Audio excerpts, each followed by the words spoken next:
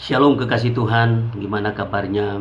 Saya percaya kekasih Tuhan selalu hidup di dalam perlindungan, penyertaan dan berkat-berkat Tuhan.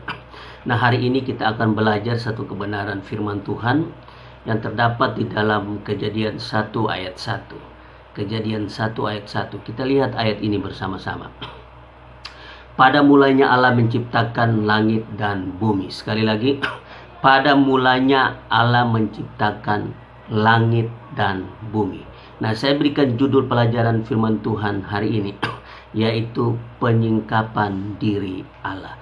Nah, kekasih Tuhan, di dalam Kejadian 1 ayat 1, Allah telah menyingkapkan dirinya. Allah telah memperkenalkan siapa dirinya kepada manusia. Dan puncak pengenalan diri Allah ada pada diri Yesus Kristus. Dan kita semua percaya itu.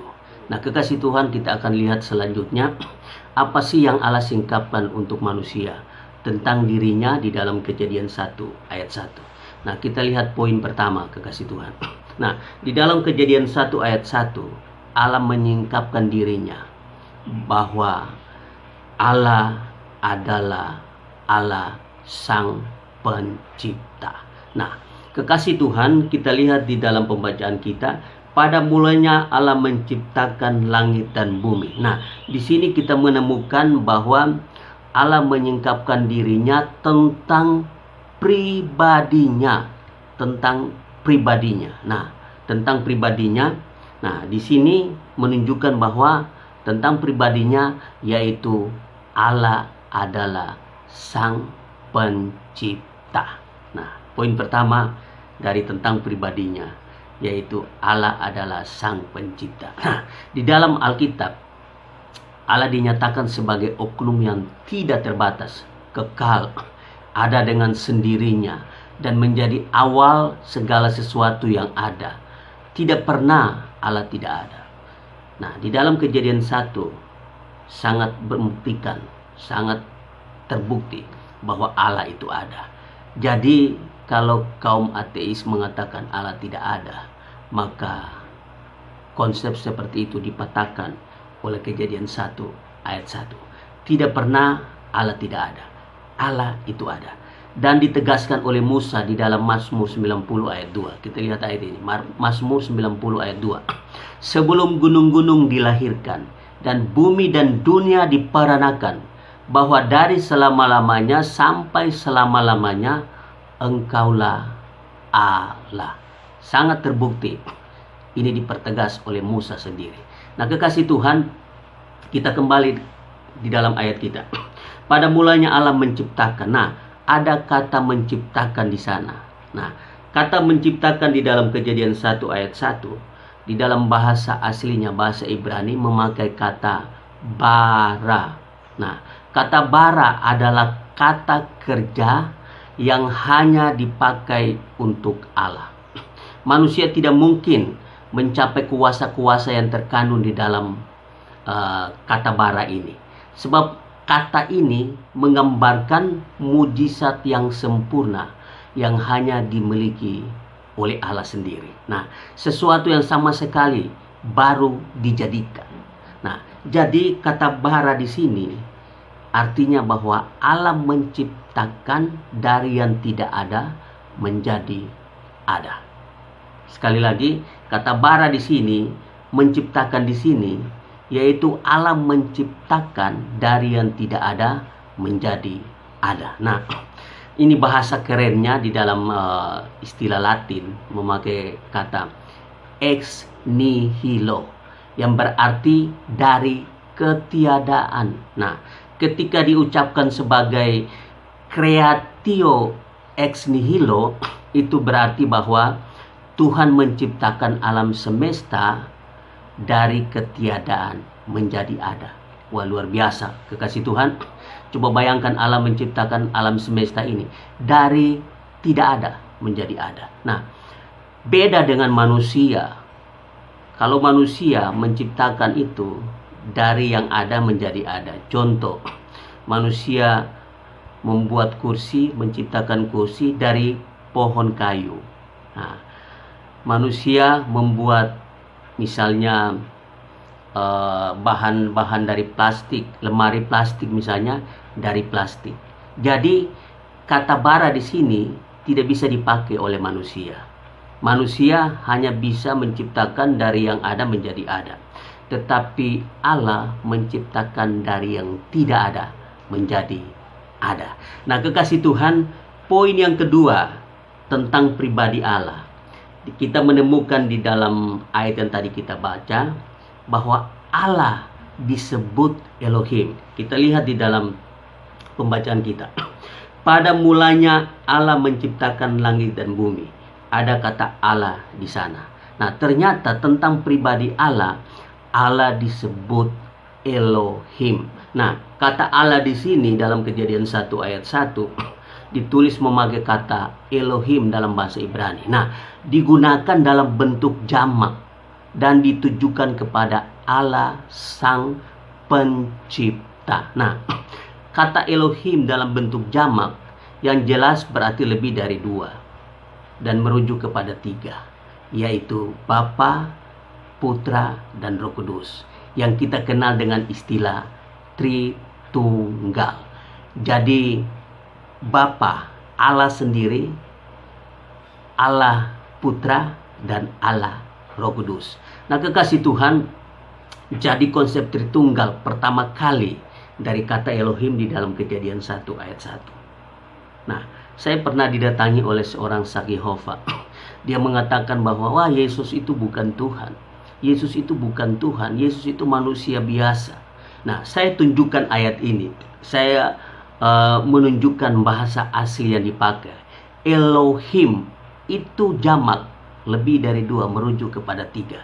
Dan di sana ada Putra, Allah Putra, Yesus Kristus di sana.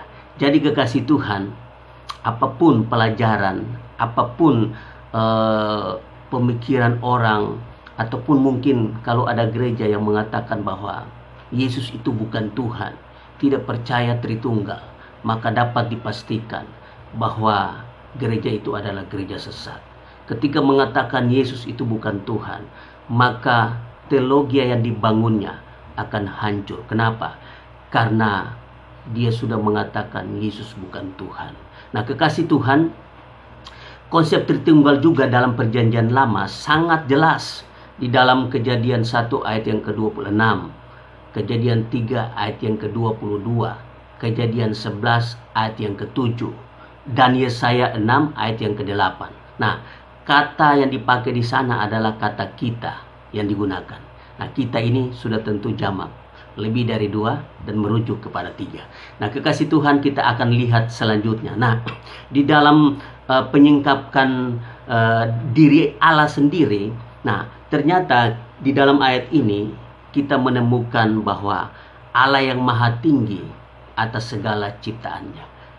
Ciptaannya tetap ciptaan, ada yang menciptakan. Jadi Allah itu maha tinggi, lebih dari segala ciptaannya. Nah, kekasih Tuhan, kita harus sadar bahwa kita adalah ciptaan dan Tuhan adalah pencipta yang maha tinggi. Kita tidak bisa jadi Allah, tapi Allah bisa jadi manusia, dan itu sudah terbukti ketika Allah jadi manusia, yaitu Yesus Kristus sendiri. Nah, kita tidak bisa disembah, tapi Allah harus disembah karena Dia adalah pencipta. Jadi kalau ada manusia yang mengatakan sembahlah aku, maka itu dapat dipastikan bahwa itu adalah sesat. Dan kalau boleh dikatakan, itu setan. Nah, kenapa? Karena setan minta untuk manusia juga menyembah dia. Selain setan berarti Tuhan. Jadi di sini sangat jelas bahwa kita adalah ciptaan dan Tuhan adalah Maha Pencipta. Dan Maha Pencipta itu harus disembah. Nah, kekasih Tuhan, kita lihat poin berikutnya, poin B, apa yang Allah singkapkan bagi manusia tentang dirinya. Nah, yang disingkapkan Allah tentang dirinya yaitu karakteristiknya.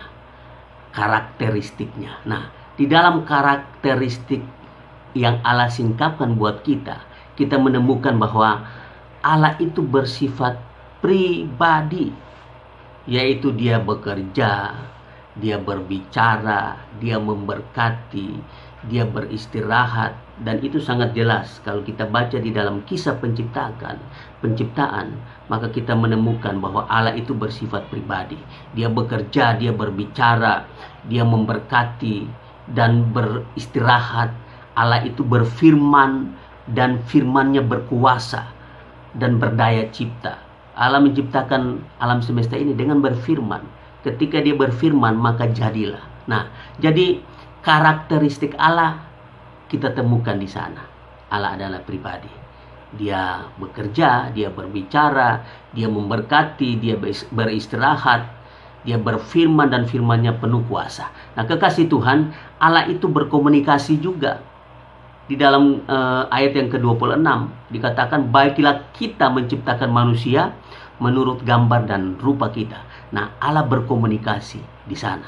Jadi kekasih Tuhan, Allah dalam Kejadian 1 ayat 1 bukanlah Allah yang asing, tetapi pribadi yang menyingkapkan dirinya dan menghampiri manusia. Dia datang kepada kita. Nah, kekasih Tuhan, sadarkah kita bahwa kita percaya kepada Allah Sang Pencipta, Maha Kuasa, Maha Tinggi, Allah yang bekerja, berbicara, yang berfirman dan memberkati kita. Sadarkah kita? Nah, kekasih Tuhan, kita harus belajar untuk mengenal Allah yang kita sembah. Karena semakin kita mengenal Allah, kita akan semakin mengasihi Dia. Karena ada pepatah mengatakan begini, tak kenal maka tak sayang. Marilah kita belajar untuk mengenal Allah kita lebih dalam lagi, agar supaya kita lebih lagi mengasihi Tuhan. Nah, kekasih Tuhan, Allah yang kita sembah adalah Allah yang berkuasa. Amin. Dan menciptakan dari yang tidak ada menjadi ada. Itulah Allah kita. Karena itu Allah sangat mampu memelihara, menjaga, memberkati, dan meluputkan kita dari musuh-musuh kita dan dari bencana yang sekarang ini terjadi. Nah, kekasih Tuhan, marilah kita sungguh-sungguh percaya kepada Allah yang kita sembah. Karena Dia adalah Allah Maha Pencipta. Dari yang tidak ada menjadi ada. Dia berkuasa dan tidak ada yang mustahil bagi Tuhan. Kalau hanya urusan perlindungan untuk kita, kalau hanya urusan segala sesuatu kebutuhan kita, itu terlalu kecil bagi Allah. Allah menciptakan dari yang tidak ada menjadi ada. Maka tidak ada yang mustahil. Tuhan mampu melakukan segala sesuatu dalam kehidupan kita. Mari kekasih Tuhan, kita mau belajar lebih lagi untuk mengenal Allah kita.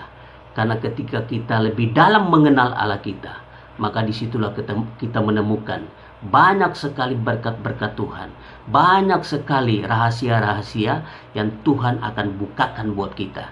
Dan disitulah kita akan melihat bahwa Allah kita Allah yang luar biasa dan mampu memberkati, melindungi, dan menjaga kita. Demikian pelajaran firman Tuhan hari ini. Tuhan memberkati kita semua.